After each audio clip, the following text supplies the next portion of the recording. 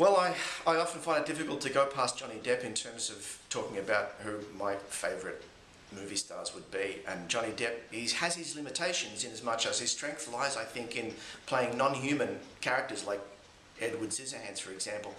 But having said that, he's got a seemingly effortless or highly economic style, which is very important for screencraft because a lot of what he does is going on right here in the eyes. In other words, his body can be still, but the eyes are screaming at you in a certain way. And for close-ups or medium shots, it's very important because you don't want a whole lot of busyness on the face.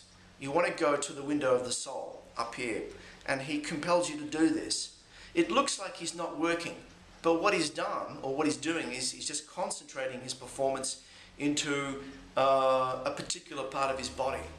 And that's a very extraordinary thing to do, and critical for a movie star, I think, and the key to what he does. Technically, he's brilliant. If you want to convey an emotion for the screen, it's got to be done with your voice and with your body, because that's what the camera and the microphone are going to pick up. You've got to find a way to externalize these emotions that you want to portray in the course of telling the story. So acting is all about the transfer of a raw experience or emotion to a physical and oral representation of some sort. And whether you think of yourself as a method actor that is connecting to some kind of muscle memory of real raw emotion, or whether you're another kind of actor that is all about technique, you know, it doesn't really matter as long as the end result is what can be seen and be heard. You're turning yourself inside out for the camera.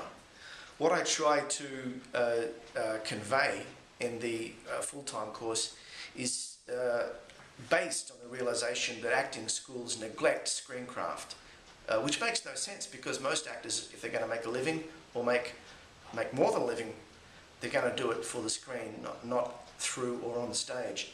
So everything I do is based on trying to fill that gap in their education. How I like to work with actors is that I like to make them feel as comfortable as possible so that they feel able to experiment and take some risks. They feel free to create. I don't want to tell anyone how to pick up a coffee cup or walk across the room. I want them to come up with the answers.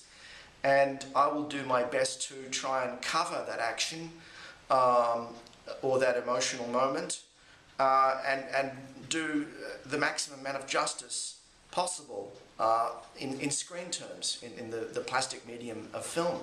But I really want actors to let rip with their own creation. I want to give them maximum freedom to do their thing, and I think that's where the best results come from. I don't want to tell people the minutiae.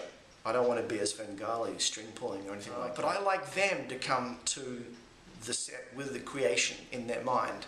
I don't want to have to do that work. I want to just create the environment where they can do their thing, they can do their best.